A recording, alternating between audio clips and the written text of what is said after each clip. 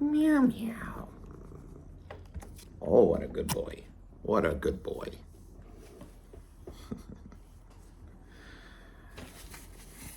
Satan's little helper. So anyways, to the topic of the video. So, Satanism. It's not leftism and it's not libertarianism.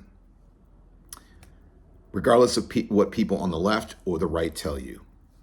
There is a streamer called Devin Stack, or Blackpilled, who once said at least once, I know of, he said that Satanism is libertarianism, right?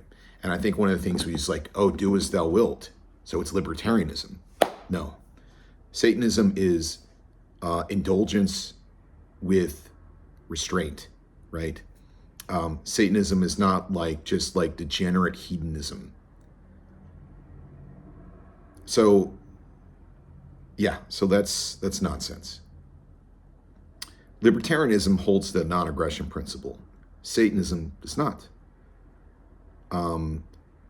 Libertarianism is basically, a lot of libertarians are like, yeah, do unto others as you would have them do unto you. The Christian golden rule, right?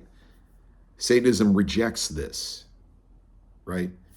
We say, do unto others as they do unto you. We say lex talionis. We say retributive justice. Okay? That is our golden rule. This, of course, is not meant to be some sort of moral, realist, moral imperative. It's more of a guideline, a suggestion, right? It is more of us expressing our own nature, right? And so Satanism does not extend individualism to everybody, okay? It is not a universalistic form of individualism. Yes, Satanists are individualists, but we do not think that the vast majority of people, the herd, are capable of true independence. As Nietzsche said, independence is for the few.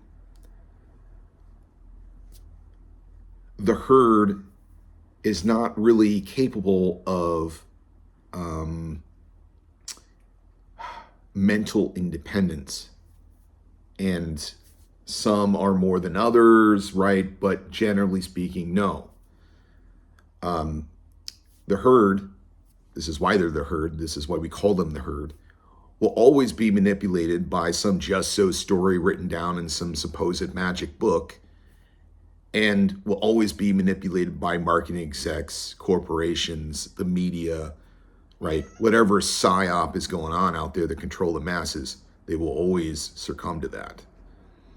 The herd naturally wants to fit into a collective. That's what makes you a herd animal. Satanists we're not trying to fit into a collective. In fact, Satanism is not a collective. Yeah, we share some features and stuff, but, like some beliefs, but we do not herd into buildings and have dogmas that are handed down from on high that you must accept. There's none of this. You don't even have to like your fellow Satanists. There's a lot of Satanists I don't like. Okay, there's a lot of people in general I don't like. So yes, there is do as thou wilt in Satanism, but it is with restraint. Yes, there is indulgence, but it is not compulsion, and there is a difference. Compulsion is, oh, I have to slam this into my arm and get my fix because I have to do it. I am addicted, right? I have to drink 20 beers a day because I'm addicted. And then there is I can have this beer and be satisfied.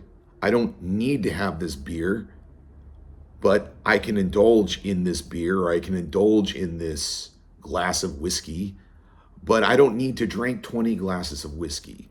I don't need to, it's not a need, it's a voluntary interaction with a substance.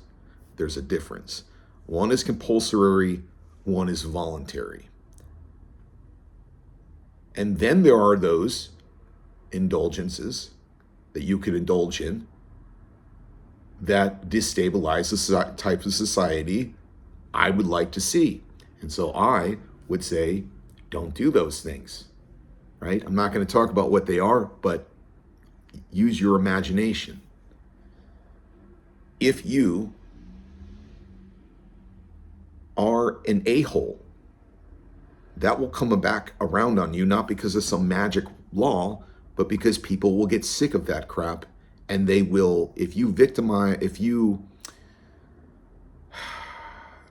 transgress other people's boundaries that they set for themselves, eventually you will face the consequences of that. You will face negative mental states that you may not want to face. Now, ultimately, do as thou wilt is kind of just a descriptive, it is phrased as a, do as thou wilt is a prescription, a suggestion, but it is, it's more like a communication of a sentiment. But there is a sense in which we all do what we want anyways. So you may be driving and some a-hole may cut you off, and in that moment you might be having a bad day and you may want to get out the car and beat that person to a pulp, but you know the consequences for doing that, and therefore your will to go do what you want to do in that moment doesn't supersede your will to not go to prison, right? So in a sense, we always do what we want. It's just that the stronger will wins out, and the momentary impulse may not be the stronger will. Sometimes it is. That's why we have people that are 500 pounds, right? Because their will for instant gratification is stronger than their will, for whatever reason, to have a future of mobility and not being diabetic and not dying early of a heart attack, right? So, yes. Also, I think another reason why people confuse Satanism with leftism is that, there are a lot of people that I've met that are Church of Satan members that identify as Satanists that say, that they're for abortion. And that is, of course, a leftist position. And so, generally speaking, that's considered a leftist position. However, is this originally true about Satanism, though? Anton LaVey said himself explicitly that he did not like abortion. And he even went as so far as to say that those who were irresponsible enough as parents, so those who did not demonstrate responsible breeding practices, should be sterilized. Does that sound like leftism to you? Does that sound like, the non-aggression principle, or does that sound like, libertarianism? No. Okay. So I think that's all I wanted to do. I just wanted to clear it up, because that is a big misnomer. And there's a lot of leftists running around out there thinking that they're Satanists when they're not. They're basically Christians who have they have a morality that is a secular slave morality that came out of it's a secular egalitarian slave morality that has come out of a metaphysical egalitarian slave morality called Christianity. Ultimately, that's what that comes out of. See Peter Shertet H's book, Neo-Nihilism, Philosophy of Power. I'll also be talking about this in my future book. I will be laying out my own qualified form of Satanism, which is very, I would say in line with authentic Satanism, Levian Satanism, Nietzschean philosophy, so on and so forth. And my first book covered this as well, and talked a little bit about. But anyways, I just wanted to recommend that. Also, Pneumatics by Peter Shurtet H. He has Neo-Nihilism, the Philosophy of Power in there, but I think he also has a chapter on there called The Teutonic Shift in Morality, and he talks about slave morality in greater depth, I think, in that one, if my memory serves me correctly. There are other sources, but yes, basically, Christianity, leftism, they're both two forms of slave morality, right? And one gave birth to the other.